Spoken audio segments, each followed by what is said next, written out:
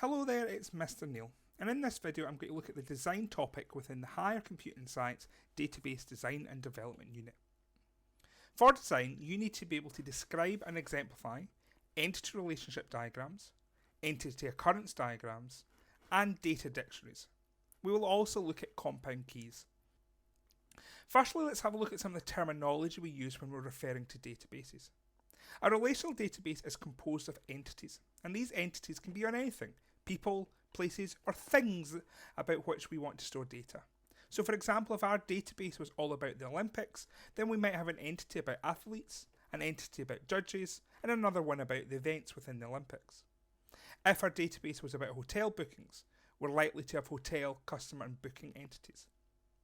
When we then implement our database design, our entities will become the tables within the database. An entity consists of attributes, and these attributes are characteristics of that entity. So for example, within our athlete entity, the attributes may be name, age, address, and gender. Within a hotel entity, the attributes may be name, price per night, and star rating. When we implement our database design, the attributes become the fields within the tables. We also have entity occurrences, or instance of an entity, and this is a specific example of an entity. So for example, within the athlete entity, Johnny Brownlee, Max Whitlaw, and Shauna Coxey are all examples of athletes. Within our hotel entity, Premier Inn, Selkirk Arms, and the Savoy are all examples of the hotel. So when we look at implementation, an entity occurrence or instance becomes a record within a database table. We can demonstrate the relationship between all the entities within a database in an entity relationship diagram. An entity relationship diagram will identify all the entities within a database system, the name of the relationship between two entities, the cardinality between two entities, and we'll touch on that later, and if required, the name of each attribute can also be shown. So here we have got four entities: student, house class, house, and teacher. The lines between them represent the relationship link between them. And we've also got the cardinality shown, which we'll touch on shortly, and the relationship is described between them. So one student has a house class, and a house class has students. A house class belongs to a house, and a house has house classes, and a house has a teacher in charge of it. We can also see some of the attributes within the student table. Our Scottish candidate number is underlined, as this is a primary key, and you'll recall from National 5, the primary key is used to uniquely identify a record or an instance of an entity. House class has an asterisk next to it, as that is the foreign key, and the foreign key, you'll recall, is used to link the table to another table, in this case the house class table. So I said there that the entity relationship diagram shows the cardinality. The cardinality of a relationship defines the number of participants in the relationship. It states the number of instances in one entity that are associated with an instance in the related entity. And we can have three kinds of cardinality: one-to-one, one-to-many, and many-to-many. To help work out the cardinality between two entities, we can produce what we call an entity occurrence diagram.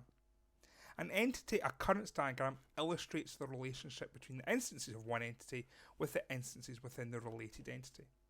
In an entity occurrence diagram, each entity is shown in a tall oval, and inside each entity, each instance is represented by the value of its primary key, and each relationship is illustrated by drawing a line between the associated instances.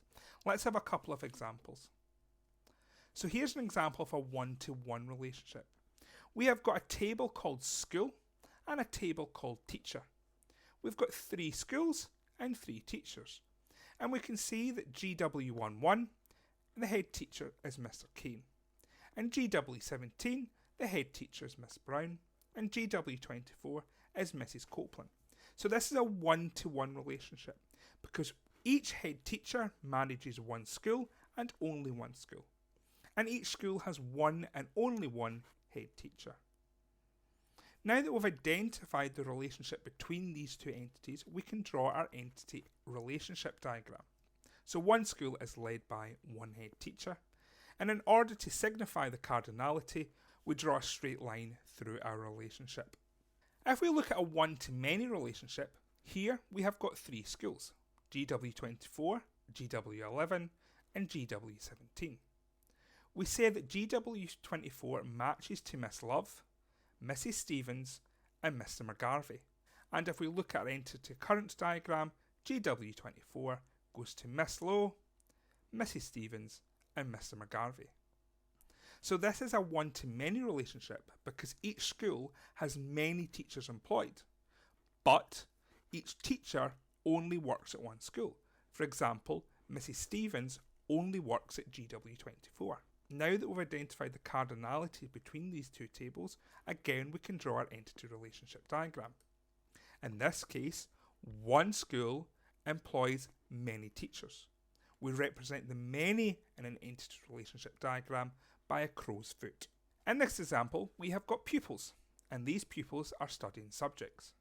You'll notice that Declan appears multiple times, as does physics.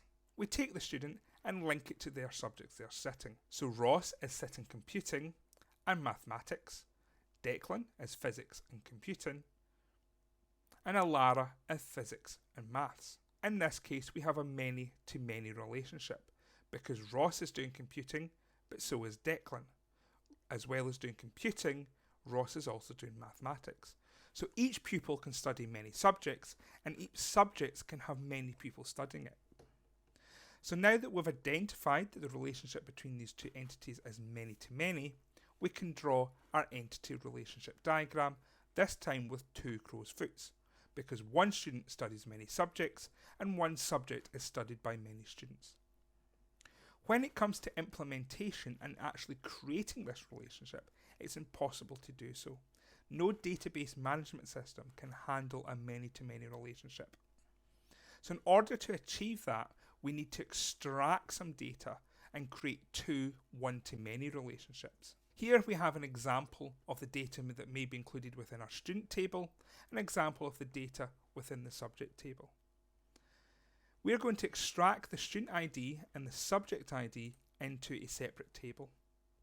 So we now can say that one student has many subject choices, one subject has many subject choices.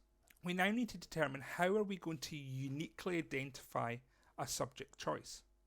Because we can't use student because a student has made multiple choices, and we can't say subject because a subject is chosen multiple times. So we could add in a random number that we can use, or we can use something called a compound key. A compound key is where two or more attributes are used to produce a unique entry. So for example, 47102008MA is unique. It doesn't appear anywhere else in our database. Moving now on to data dictionaries. A data dictionary describes the structure of each entity within a database. Within the data dictionary, we will specify the attributes or the fields. We will specify any primary or foreign keys, the type of data that is going to be contained with the attribute, whether that is going to be text, number, date, time, or boolean, the size of data that will be stored within that attribute, and then any necessary validation. And you'll recall from National 5 that validation is implemented to ensure that the data entered is allowable and sensible. And we have 4 different kinds of validation. We have a presence check, making sure that the user enters information. This is shown in a data dictionary by a required. We then have restricted choice, what limits the value the user can enter. So in this case, the user can only enter Mr, Mrs, Miss, Ms, or Doctor into the title field. The field length, which restricts the number of characters that can be entered. So in this case, the customer ID has to be equal to 3 characters. And lastly, a range check, which ensures that the input must be between, above, or below specified values. So in this video, I've looked at the design topic within the Higher Computing Science Database Design and Development Unit. So that includes looking at entity relationship diagrams, entity occurrence diagrams, data dictionary, and compound keys.